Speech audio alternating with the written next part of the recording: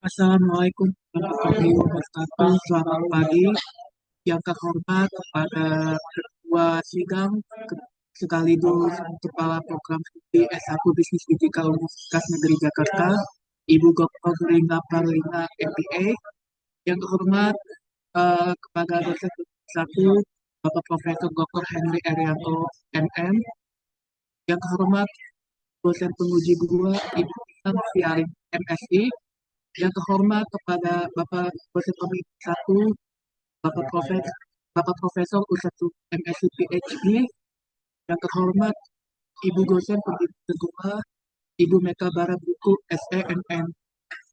Puji syukur kita haturkan kepada Tuhan Yang Maha Esa atas berkatnya dan kasihnya dan di sini saya bisa mempresentasikan hasil sidang skripsi saya yang judul strategi membentuk purchase decision customer dan customer satisfaction pada pengguna skincare di DKI Jakarta, investigasi analisis green marketing, green advertising, dan brand image. Oke, pertama-tama saya akan membahas latar belakangnya terlebih dahulu. Industri kecantikan merupakan sektor komersial yang menyediakan berbagai macam produk seperti perawakan kulit, perhiasan wajah, perawakan rambut, parfum, serta perangkat kecantikan lainnya. Industri ini memiliki potensi yang sangat besar untuk tumbuh dan berinovasi dalam rangka memenuhi tuntutan konsumen terhadap produk-produk kecantikan yang terus berkembang. Dalam Uruslim et al. 2022 menyatakan bahwa industri kecantikan adalah salah satu industri terbesar di dunia yang menunjukkan pertumbuhan signifikan seiring dengan permunculan produk-produk baru secara konsisten. Di sini kita bisa melihat bahwa dari statistika Consumer Outlook di tahun 2024 menunjukkan di sini pertumbuhan nilai pendapatan produk perawakan dan kecantikan di Indonesia pada tahun 2024 juga mencapai 134 triliun. Ini menunjukkan bahwa pendapatan produk perawatan tubuh di Indonesia, di kecantikan di Indonesia terus bertumbuh dan terus berkembang seiring dengan perkembangan perawatan tubuh itu dari merek-merek yang lainnya. Namun di sisi lain, uh, pada dari data dari Sistem Informasi Pengelolaan Sampah Nasional, jumlah keseluruhan dari timbulan sampah tahun 2019 sampai 2024 di daerah khusus Jakarta menghasilkan sebesar 14 miliar 397 juta 426.023 ton. Di sini uh, menunjukkan bahwa hasil kosmetik yang bertumbuh terus, yang bertumbuh pesat, menghasilkan permasalahan sampah plastik yang tak kunjung usai. Di sini memaksa produsen dan perusahaan untuk menciptakan serta melaksanakan kebijakan pengurangan bahan plastik, mulai dari kantong belanja yang biasa terbuat dari plastik, ini diubah menjadi kantong yang nyaman atau kertas. Kemasan yang terbuat dari daur ulang, bioplastik rampalan, dan pakai jagung, sedotan kertas, dan terobosan lainnya. Di sini tindakan dalam industri ini untuk selain mengurangi dampak dari timbulan sampah, di sini juga mengatasi dampak buruk yang mempengaruhi pandangan masyarakat yang semakin melihat bahwa plastik itu semakin benda yang tak baik.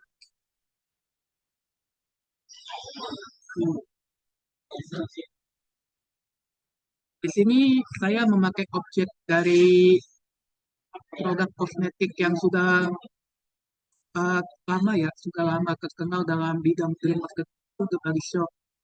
The Body Shop ini uh,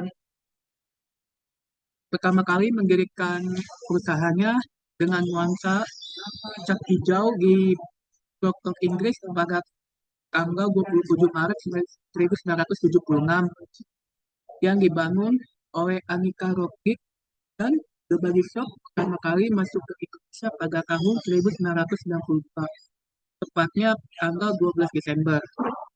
Di sini dari survei dari ZHP Beauty Clinic dan Max Plus Inc.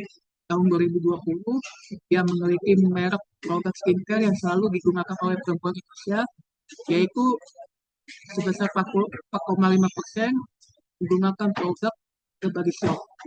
Di sini menunjukkan bahwa keunggulan kompetitif Body Shop adalah penekanan perusahaan pada perlindungan lingkungan. Selain itu, keunggulannya yaitu perusahaan ini juga bersikukuh uh, untuk membela hak asasi hewan dalam produksi kosmetiknya. Di sini kita bisa lihat bahwa dari 1989 sampai 2018, The Body Shop terus melakukan gebrakan kampanye kampanye Forever Against Animal Testing yang mencerminkan di sini komitmen kuat The Body Shop dalam memperjuangkan hak hewan dengan menghapuskan praktik uji coba kosmetik pada hewan secara permanen. Oke, di sini uh, ada data dari Corp Brand Index tahun 2024 menetapkan mendominasi berbagai shop itu mendominasi pasar sejak tahun 2020 hingga 2023 dengan persentase tertinggi pada tahun 2021 sebesar 43,6%. Namun di tahun 2024 merek ini mengalami penurunan sebesar 36,50%. Ini mungkin penurunan ini disebabkan oleh meningkatnya persaingan serta perubahan preferensi konsumen terhadap produk lokal. Karena The Body Shop ini dulunya berasal dari Inggris, namun dari tahun 2024 di sini alami penurunan sebesar 36,50% yang disebabkan oleh meningkatnya persaingan serta perubahan preferensi konsumen terhadap produk lokal dan alami. Terus di sini juga ada data di tahun 2021 sampai 2024 The Body Shop lebih dominan daripada lawan-lawannya. Walaupun begitu ya seperti saya bilang 2024 terus mengalami penurunan.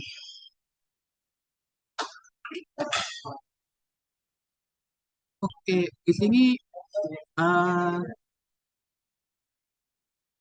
marketing itu apa sih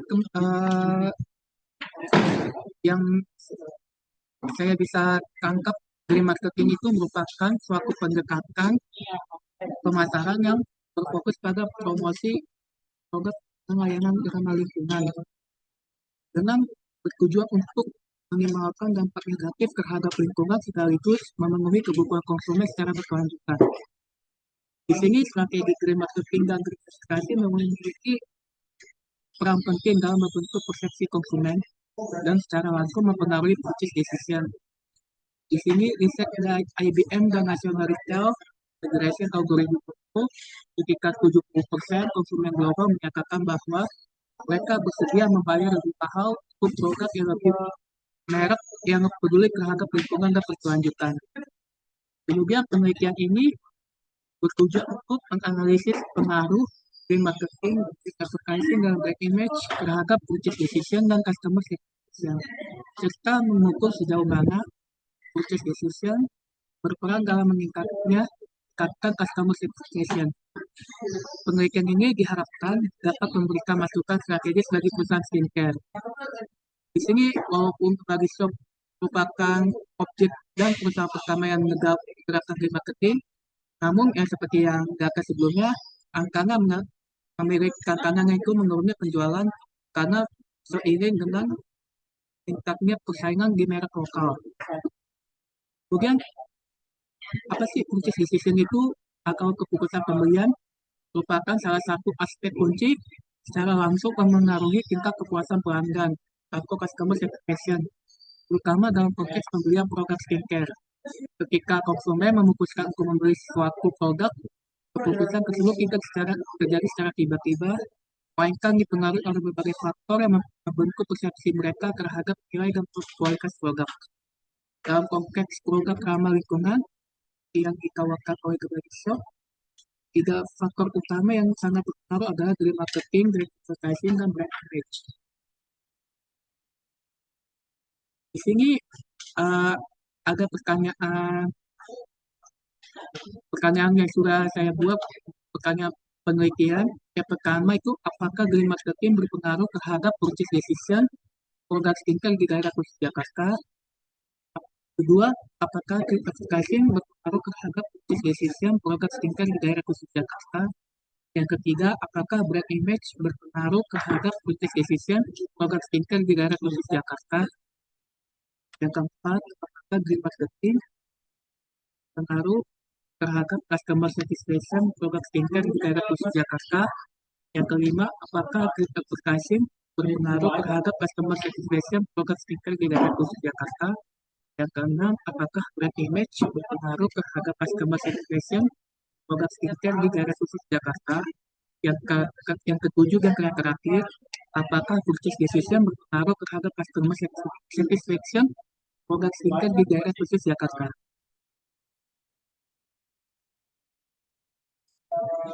Di sini ada tujuan penelitian dalam menganalisis ini. Yang pertama untuk menganalisis pengaruh green marketing terhadap purchase decision produk skincare di daerah khusus Jakarta. Yang kedua untuk menganalisis pengaruh green advertising terhadap purchase decision produk skincare di daerah khusus Jakarta. Yang ketiga untuk menghitung pengaruh brand image terhadap purchase decision produk skincare di daerah khusus Jakarta. Yang keempat untuk menganalisis pengaruh green marketing terhadap customer satisfaction produk skincare di daerah khusus Jakarta. Yang kelima, untuk menganalisis pengaruh green advertising terhadap customer satisfaction produk skincare di daerah khusus Jakarta. Yang keenam, untuk menganalisis pengaruh brand image terhadap customer satisfaction produk skincare di daerah khusus Jakarta. Yang ketujuh, untuk menganalisis pengaruh decision terhadap customer satisfaction produk skincare di daerah khusus Jakarta. Nah, di sini ada manfaat penelitian, ada dua. Yang pertama, manfaat teoritis. Manfaat teoritis ini diharapkan dapat menjadi sumber informasi atau referensi dalam memahami pengaruh green marketing, advertising, dan brand image terhadap purchase decision yang mempengaruhi customer satisfaction yang pada pengguna skincare di daerah khusus Jakarta.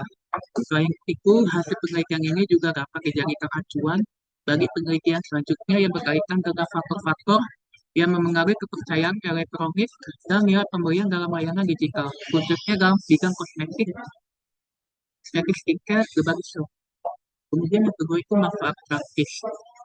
Studi ini diharapkan dapat memberi wawasan bagi perusahaan merek skincare sebagai bahan referensi serta evaluasi terkait faktor-faktor yang memengaruhi kepuasan pembelian dan kepuasan konsumen, sehingga dapat menjadi bahan pertimbangan dan strategi pemasaran yang tepat. Oke, di sini ada saya membuat 5 variabel. Yang pertama, green marketing.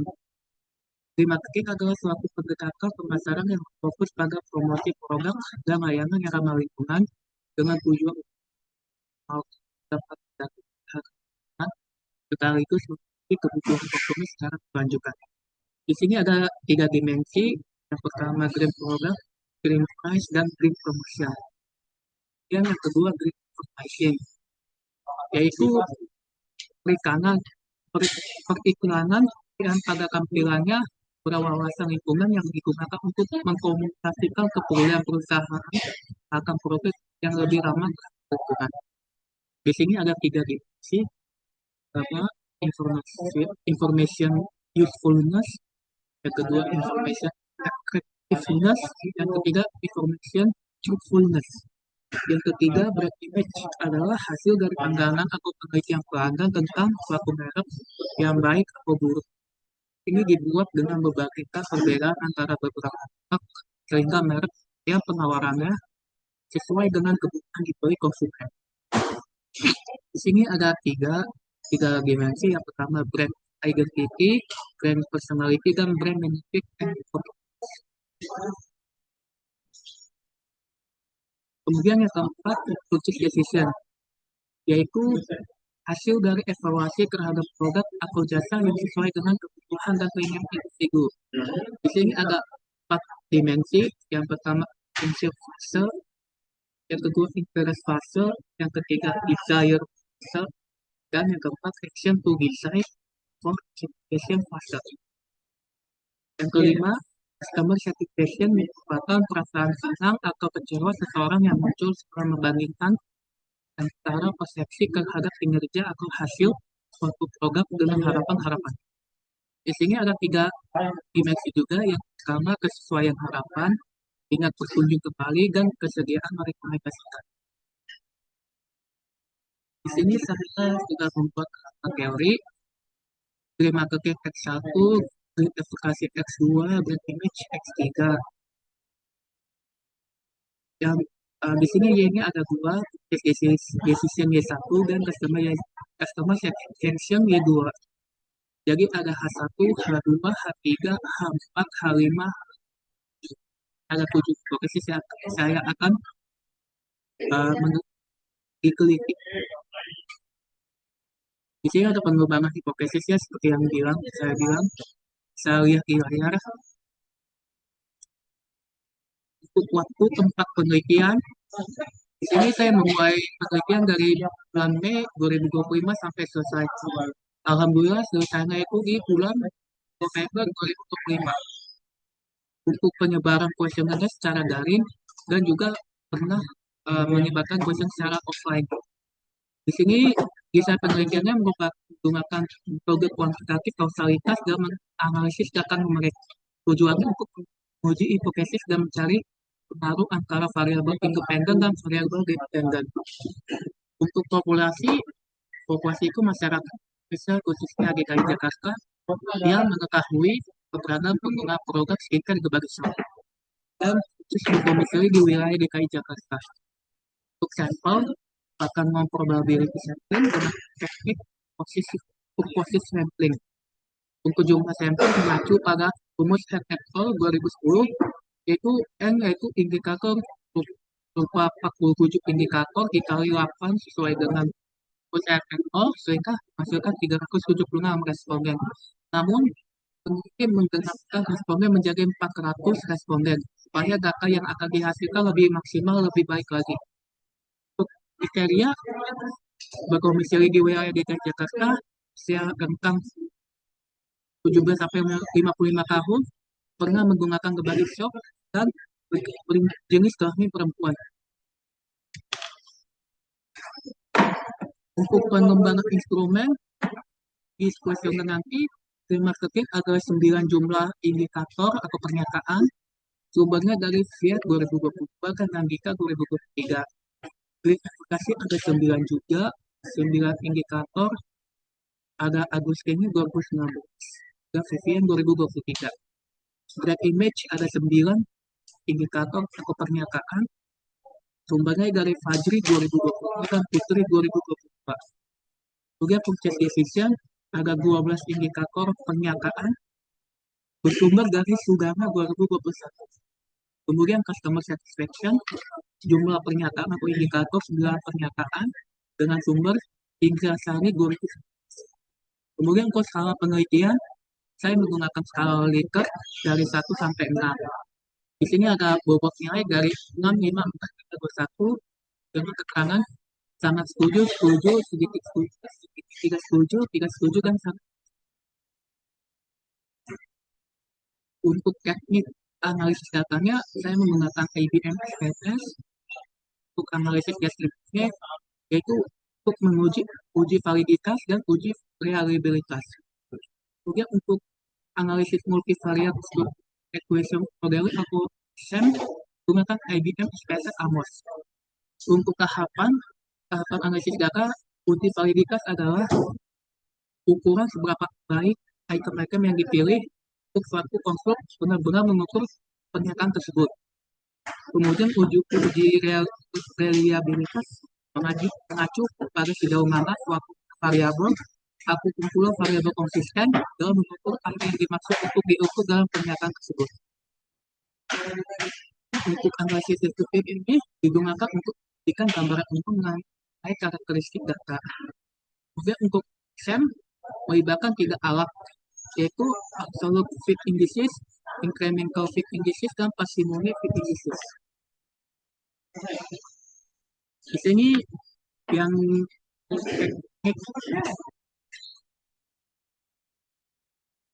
kriteria uji hipotesis ada chi-square, probabilitas, Siemens, RMSA, GFI, KLI, CFI, dan GFI.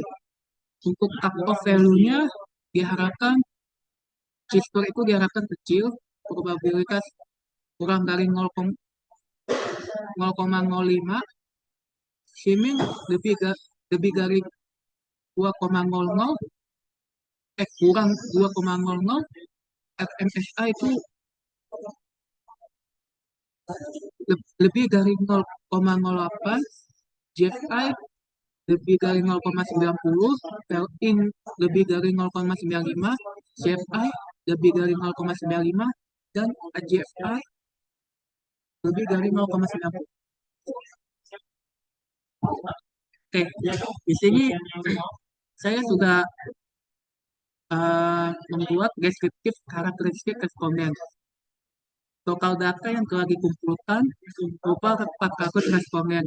Di sini rentang usianya yang paling banyak itu yaitu umur 21 sampai 28 tahun dengan frekuensi 160, persentase 40%. Untuk domisili yang paling besar yaitu Jakarta Selatan sebesar 140 dengan persentase 35%. Untuk jenis kelamin, pastinya saya memiliki perempuan dengan 400 sehingga 100%. Pekerjaan yang paling dominan itu yang sudah bekerja selama frekuensi 240% dengan persentase 60%. Kemudian untuk pendidikan terakhir yang paling dominan itu yang sudah sarjana sebesar 220 frekuensi, 220 responden dengan persentase 55%. Untuk status pernikahan yang paling dominan yang belum menikah sebesar 200 responden dengan persentase 50%, dan pendapatan yang paling dominan itu di rentang 5 juta sampai 7 juta rupiah dengan 130 responden dengan persentase 32,5%. Untuk uji validitas dan reliabilitas, di sini Green Marketing menghasilkan nilai faktor login tentang 0,748 sampai 0,834. Ini menunjukkan bahwa seluruh pernyataan item di Green Marketing itu telah memenuhi batas nilai ambang batas yang sudah ditemukan yaitu lebih dari 0,70. Kemudian untuk nilai AV menghasilkan 0,637. Ini juga nilai AV menunjukkan bahwa sudah melebihi dari nilai ambang batas yaitu 0,6. Kemudian untuk uji reliabilitasnya, Green Marketing menghasilkan 0,928. Ini sangat jauh menghasilkan lebih baik dari nilai batas nilai Cronbach alpha yaitu 0,7, menyatakan bahwa seluruh instrumen di pernyataan Green Marketing seluruhnya valid dan reliable. Kemudian untuk Green Advertising menghasilkan nilai faktor login 0,809 sampai 0,860. Kemudian untuk AV-nya 0,696 dan untuk Cronbach alpha-nya 0,912. Maka seluruh item pernyataan Green Advertising telah memenuhi validnya dan reliable untuk melakukan penelitian selanjutnya. Kemudian untuk red image menghasilkan 0,713 sampai 0,828 dengan nilai AV 0,637. Ini merupakan juga brand image telah memenuhi valid untuk seluruh item pernyataannya. Dan untuk Cronbach alpha-nya brand image menghasilkan 0,927. Menyatakan bahwa seluruh instrumen pernyataan brand image untuk reliable untuk pernyataan untuk meneliti selanjutnya. Ini untuk purchase decision, faktor login 0,712 sampai 0,823 dengan nilai AV 0,613. untuk Chromebooks Alpha-nya 0,99, bahwa seluruh item pernyataan purchase decision ini telah valid dan reliable untuk lakukan pengujian selanjutnya. Kemudian untuk customer satisfaction, nilai faktor loginnya 0,765 sampai 0,874. Dengan nilai AV 0,664, dengan Chromebooks Alpha-nya 0,936, bahwa seluruh item pernyataan customer satisfaction telah valid dan reliable untuk melakukan penelitian selanjutnya.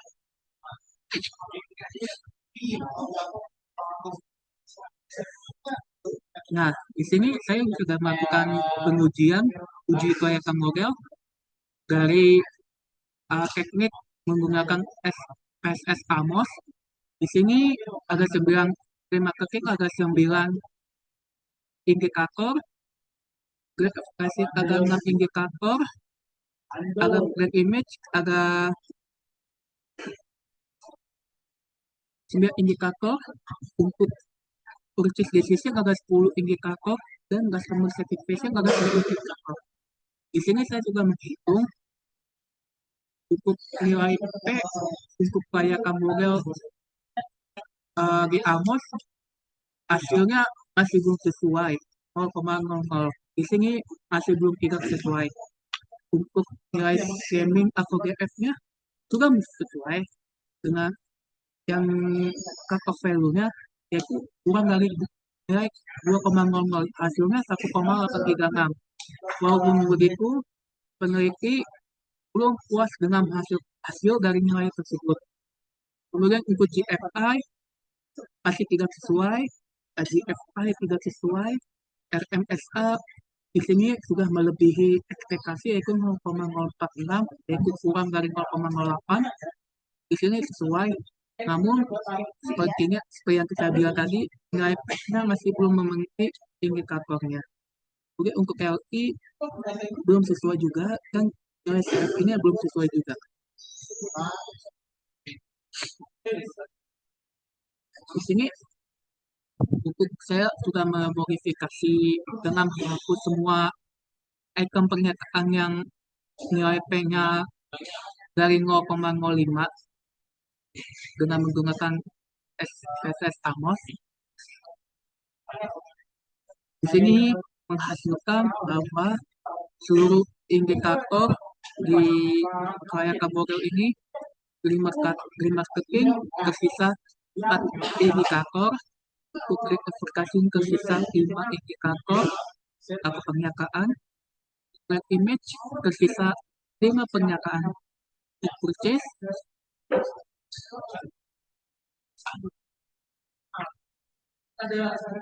tersisa 7 indikator atau pernyataan, customer satisfaction tersisa 4 pernyataan, sehingga menghasilkan nilai probability 0,074 yang menyatakan bahwa seluruh nilai hasil dari nilai probability sudah fit. Kemudian untuk RMSA menghasilkan 0,018 yang berarti kurang dari lebih dari 0,08. Kemudian untuk GFI di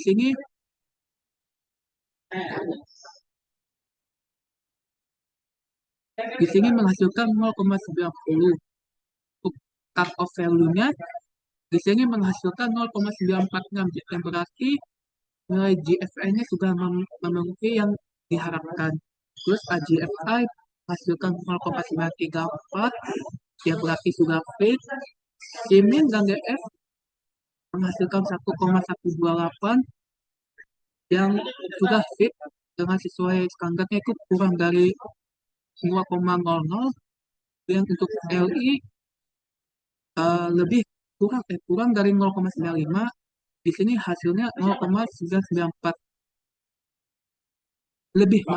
Maksud saya lebih dari 0,95. Di sini 0,994. Untuk CFI-nya di sini cut off value-nya 0,95. Di sini lebih dari 0,995, yang berarti seluruh item model yang telah memenuhi itu sudah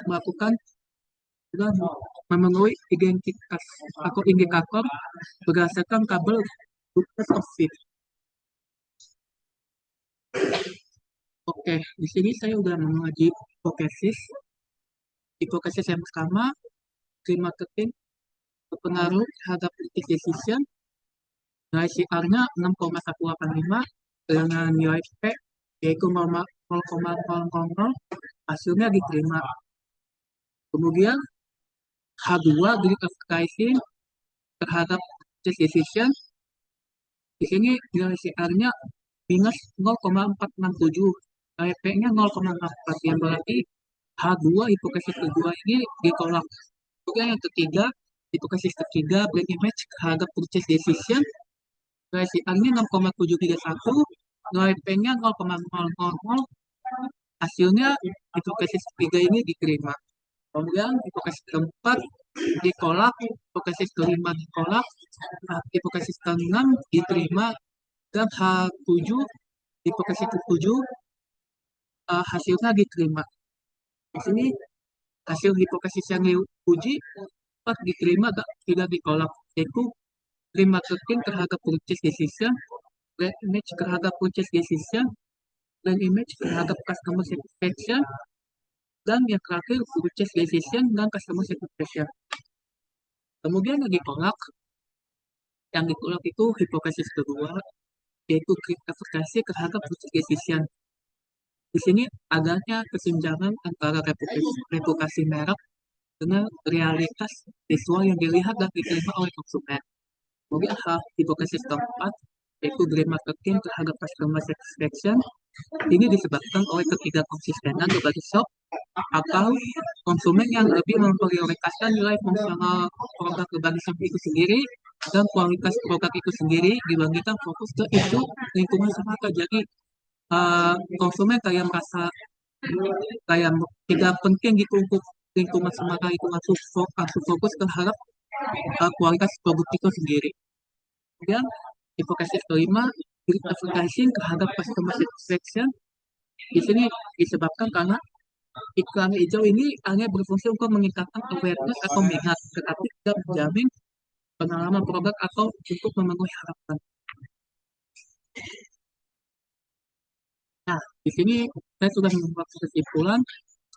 Yang pertama, implikasi teoritis dan implikasi praktis. Implikasi teoritisnya yang pertama, untuk memperluas pemahaman tentang bagaimana brand image, yaitu keunikan tersendiri dari berbagai shop, untuk mengetahui purchase decision atau dorongan untuk melakukan transaksional. Kemudian yang kedua, untuk teori dan memberikan perilaku konsumen dan pemasaran. Kemudian untuk implikasi praktis, yang pertama, berbagai shop melakukan reorientasi konten iklannya. Jadi, berbagai shop itu perlu membuat konten iklannya untuk menarik konsumen supaya konsumen produk tersebut bisa ditarik kembali untuk membeli produk tersebut. Kemudian yang kedua itu materi iklan produknya harus integrasikan dengan edukasi lingkungan yang real atau nyata. Jadi tidak hanya dalam perkataan saja atau tidak hanya omongan semangat saja, namun harus real dan nyata untuk menarik perhatian konsumen itu. Kemudian untuk keterbatasannya di sini ada tiga, yaitu keterbatasan karena difokuskan pada konsumen di wilayah DKI Jakarta. Kemudian green advertising belum berdasarkan pengalaman nyata yang dilihat konsumen. Jadi green iklan di berbagai shop itu belum pernah terlihat di TV atau di sosial media, sehingga konsumen kayak merasa bodoh amat gitu loh untuk membeli produk berbagai shop. Yang ketiga itu metode hanya melibatkan kuesioner. Jadi metodenya hanya melibatkan kuesioner secara online. Kemudian untuk rekomendasinya, yang pertama, memperluas cakupan wilayah penelitian keluar DKI Jakarta atau ke seluruh Indonesia. Kemudian menggali variabel yang belum diteliti dalam penelitian ini. Yang ketiga, melakukan observasi lapangan atau wawancara secara mendalam konsumen berbagai shop itu sendiri. Oke, sekian presentasi saya Untuk sidang skripsi ini, mohon kurang lebihnya mohon maaf. Wassalamualaikum warahmatullahi wabarakatuh.